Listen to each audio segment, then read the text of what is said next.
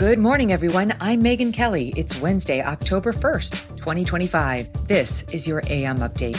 For many years, Americans have paid the highest prices anywhere in the world for prescription drugs. It's being changed as of today. President Trump announces a new deal with a surprising partner, Pfizer, in an attempt to lower prescription drug prices, though not everyone is ready to make nice with the controversial COVID vax manufacturer. You say don't fund the police, but do fund programs that create safe spaces for two-spirit people. Republicans and Democrats clash in a lively hearing on fighting crime. And YouTube agrees to a pricey settlement with President Trump over his 2021 suspension. All that and more coming up in just a moment on your AM update. Let's be honest. Afternoons can be rough. Energy fades, cravings kick in, and focus goes out the window. Another coffee? That's the quick fix, but it can lead to jitters or a crash later.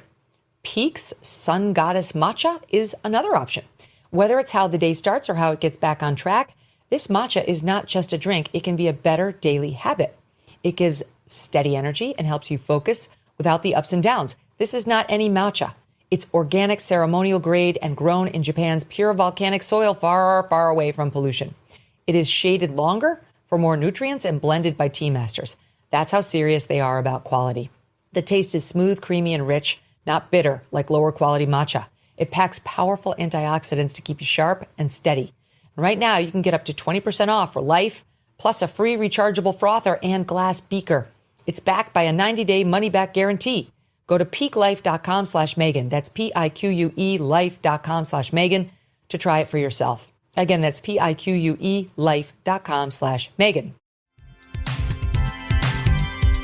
President Trump on Tuesday announcing two new developments in the drive to lower prescription drug prices for Americans, a new direct-to-consumer website for discounted medicines, and a multi-pronged deal with Pfizer, slashing prices on most of its products. More on the sudden coziness with the much-criticized Pfizer in just a moment, but first, the details of the announcement. The new website, Trump RX, set to launch in early 2026. It will allow consumers to pay cash for prescription drugs from the government website. Pfizer agreeing to sell some of its products on site at the discounted rates, including an arthritis drug at a 40% cut, a migraine medication for 50% less, and an osteoporosis drug reduced by 85%. In terms of the broader Pfizer deal, most of its products will be offered to Medicaid at most favored nation prices, meaning Americans pay no more than the lowest price paid by other developed countries. And the company will invest $70 billion in U.S. manufacturing and research. Pfizer is the first drug company to agree to all of the demands set out by the Trump administration in a July letter aimed at lowering prices. At the time, many analysts said it was unlikely to happen. Mr. Trump from the Oval.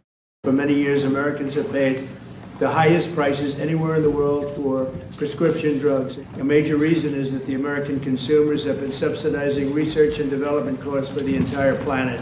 They put all of that on us, and yet they were the beneficiaries too. So it's being changed as of today. The United States had just 4% of the world's population and consumers, only 13% of all prescription drugs, yet pharmaceutical companies make 75% of their profits from the United States.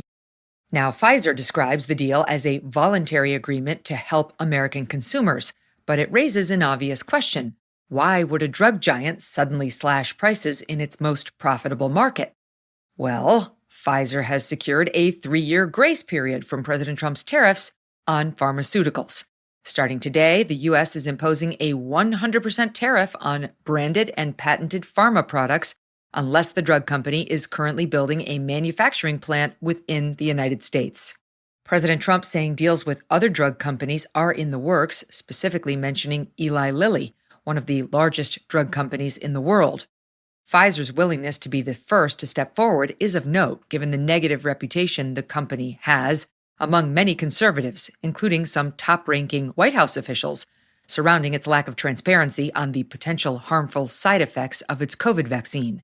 For years, Pfizer has been hammered for how it marketed its COVID shot, downplaying serious side effects like myocarditis, especially among young males, and failing to be upfront with the public as the risks later emerged. White House senior counselor for trade and manufacturing, Peter Navarro, on the Patrick Bet-David podcast in 2023, saying the dishonesty surrounding COVID from Pfizer hampered the early pandemic response. If he had simply owned up to the fact that that thing came from the lab, we could have pressured the Chinese to give us the genome sequence, which would have allowed us to design an effective vaccine rather than the crap we wound up getting. And again, Trump got lied to about that, not just by Fauci, but by Pfizer, the drug company. In what way? They didn't disclose the side effects of that. And they weren't clear with him. They made him think that it was a true vaccine when it's not. It's mRNA technology. President Trump on Monday praising Pfizer CEO Albert Bourla, saying he did a, quote, fantastic job with COVID and a lot of things. Outkick writer Ian Miller posting to X, quote, Albert Bourla once posted that Pfizer's vaccine was 100% effective in stopping COVID transmission, which was demonstrably false and helped pave the way for vaccine passports and mandates. I do not think he did a fantastic job. Founder of Americans for Health Freedom, Dr. Mary Talley Bowden, posting to X, quote, what an effing slap in the face to all of the people injured and killed by Pfizer. Really heartless and disrespectful. Hundreds of smaller accounts posting similar reactions. Dr. Martin Kulldorff, a leading expert in vaccine safety and co-author of the Great Barrington Declaration, along with now NIH Director Dr. Jay Bhattacharya, is now chair of the Advisory Committee on Immunization Practices. He says the lack of transparency by Pfizer continues to this day. Dr. Kulldorff posting Monday on X, quote, in a randomized trial of their COVID vaccine, Pfizer found birth defects in 8 babies to 156 vaccinated pregnant mothers and in 2 babies to 159 unvaccinated mothers. When asked at the advisory committee meeting, Pfizer did not explain. HHS Secretary Robert F. Kennedy Jr. yesterday not offering direct praise of Pfizer, but championing President Trump's work to lower drug costs, something Democrats have been arguing in favor of for years. However, here is how the secretary described Pfizer and other vaccine companies in a 2020 episode of Mike Tyson's Hot Boxin' podcast. The thing that people have to understand is that the 4 companies that make all 72 of those vaccines, which is Pfizer, Glaxo, Merck, and Sanofi, all of those companies are convicted felons. And not only that, they're serial felons. Their business model is committing felonies. These companies, in the last 10 years collectively, have paid $35 billion in penalties, damages, fines for falsifying science, for defrauding regulators, for lying to doctors, and for killing hundreds of thousands of people. It requires kind of a cognitive dissonance to believe that these companies that are lying and cheating on every other pharmaceutical product, every other medical device that they create, are somehow found Jesus with vaccines and aren't lying to us. Coming up, Republican and Democratic differences on crime-fighting strategies come to a head in a Senate Judiciary Committee.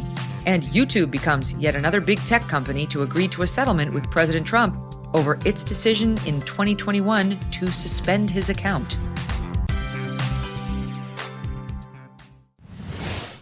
You know all those fad diets. Half of Americans do it. And if you do it enough, you could be at risk of diabetes, liver damage, heart attack, and stroke.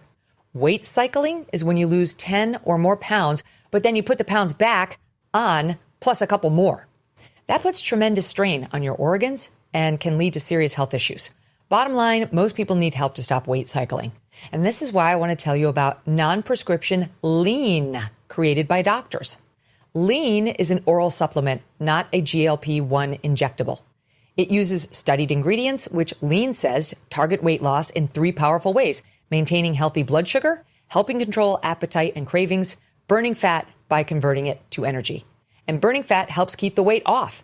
If you want to lose meaningful weight at a healthy pace and keep it off, consider adding Lean to your diet and exercise lifestyle. Get 20% off when you enter MK at takelean.com. That's code MK at takelean.com. GOP and Dems senators sparring yesterday at a Judiciary Committee hearing titled, quote, Blue City Chaos and Tragedy, How the Trump Administration is Addressing the Human Cost of Soft on Crime Policies. The hearing comes as President Trump surges federal agents across the most crime-plagued U.S. cities and has spent weeks politely suggesting Democrat governors like J.B. Pritzker of Illinois request National Guard assistance in their states. The GOP pointing to the success of President Trump's D.C. crime crackdown as a model to rapidly clean up city streets. In a matter of weeks, the D.C. murder rate reduced by 53%, robberies dropping 57%, carjacking falling by 75%. That's according to the Senate Judiciary Committee. Democrats often arguing that red states actually suffer from the most violent crime. Senator Chuck Grassley of Iowa, a Republican, putting those statistics into context. Democrats missed a key data point when they assert that the most violent cities are in red states. Almost all of those cities are run by Democrat mayors. Axios reports that of the 20 cities with more than 100,000 residents and the highest murder rate, 19 have a Democrat mayor. President Trump is willing to work with these mayors, but they keep turning down the offer for help, despite the fact that President Trump's efforts are working in places like D.C. and Memphis.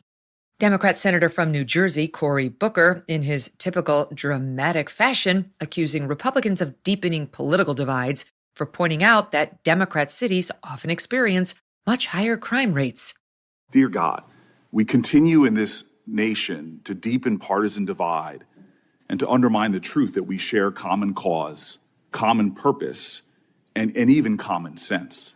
And now I'm sitting in a hearing that somehow wants to pit red against blue as if there are not Republicans and Democrats that live in every county and every state, and all of us want the same thing, which is lower crime in our communities. This committee right now is having a hearing that is not about finding common ground and working to find solutions, but driving a false divide based upon a false pretext that somehow places that vote for one party over another are more dangerous, and that's just not true.